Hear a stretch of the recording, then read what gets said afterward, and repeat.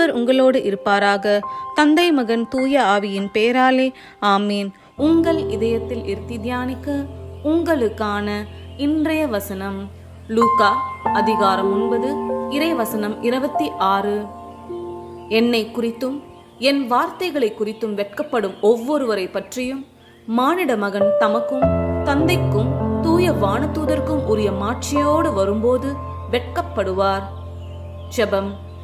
எங்களை நேசித்து பாதுகாக்கும் பரம தந்தையே, இன்றைய நாளில் நீர் எங்களுக்கு கொடுத்த இறை வசனத்திற்காக உமக்கு நன்றி கூறுகின்றோம்.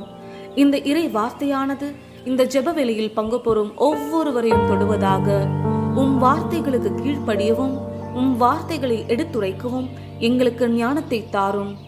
ஒரு நாளும் நீர் எங்களை குறித்து வெட்கம் அடையாதவாறு எங்கள் அனைத்து செய்கைகளையும் நாங்கள் காத்து ரட்சித்துக் கொள்ள எங்களுக்கு அருள் புரிவீராக. ஆமீன்.